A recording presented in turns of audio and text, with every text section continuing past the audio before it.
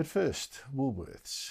I want to go back to this because this is another example of how woke corporates are not just hurting the country, not just abusing their power, they're also so out of touch that they're hurting their own business.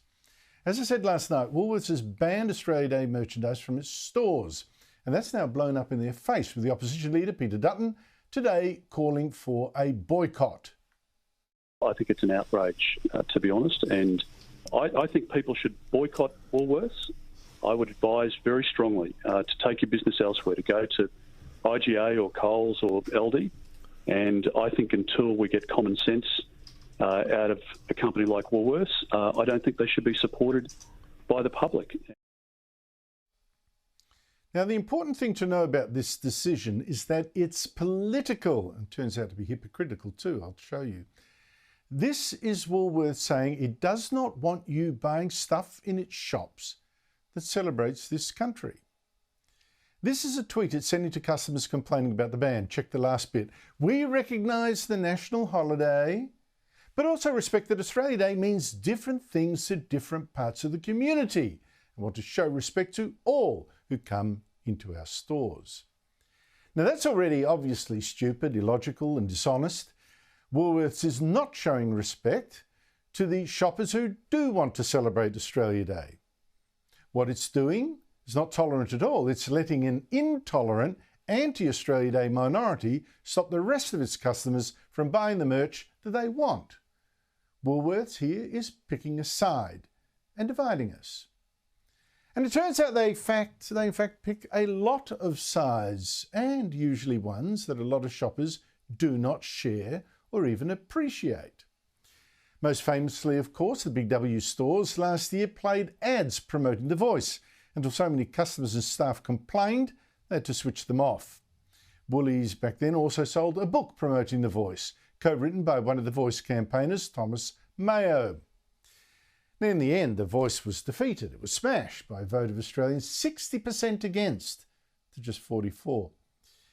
Now, most of Woolies' own customers would have been dead against The Voice. Woolies was flogging it to them. It had been stuffing its politics down the throats of customers who didn't really like it. How woke is that? And now it's actually banning Australia Day merch for customers who really do want it. Now, what makes this even worse, what makes this so hypocritical, is that Woolworths is against celebrating Australia Day, but very much for celebrating all sorts of other minority causes, including divisive ones.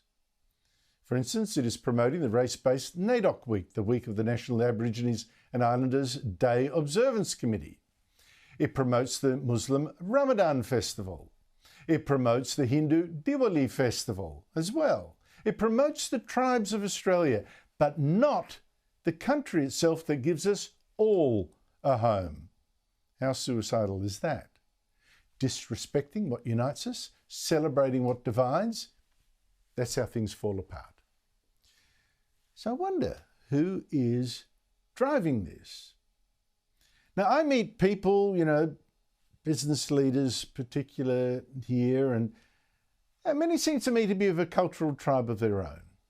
Woke, keen to prove they're not just wicked, greedy capitalists, have got a social conscience, and also terrified of criticism of social media warriors because, if they get picked out of the bunch, that might hurt their chances of a board seat or a government position or something like that. Okay, it might be being unfair. Woolworths might be different. That said, on its board, for instance, is Holly Kramer, who is also a director of the Goods O'Loughlin Foundation, set up by activist ex-footballer Adam Goods and Michael O'Loughlin. And Goods, who was a strong backer of The Voice, is himself on the Woolworths First Nations Advisory Board. Note the political name, First Nations, borrowed from Canada. A board that is meant to advise Woolies on reconciling, although as you can see, it's actually dividing. Most of its members identify as Aboriginal when it seems to me they also have white ancestry, certainly most of them. Adam Goods, for instance, is a father of British ancestry. So, why is Woolworths so keen on dividing people by race, when most of us have all sorts of races in us, or a lot of us do? Why is it pushing this divisive race politics, and pushing it so hard that shoppers now cannot even buy merchandise celebrating this great democracy on its National Day, a democracy that benefits us all.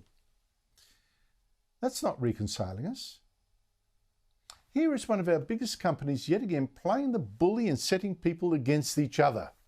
So I say boycott Woolies. If they won't respect Australia, why should you support them? I myself am a loyal IGA customer, and I know that Coles is loyal to Australia. It's still selling Australian Day merch, as Liberal MP Garth Hamilton found last night. So I think that deserves your support, don't you? And switching to IGA or Coles is one way that you might think, I'm just a humble shopper, what can I do? Well, you know what you can do? Shop somewhere else and tell a supermarket giant to pull its head in. Not divide us, but unite.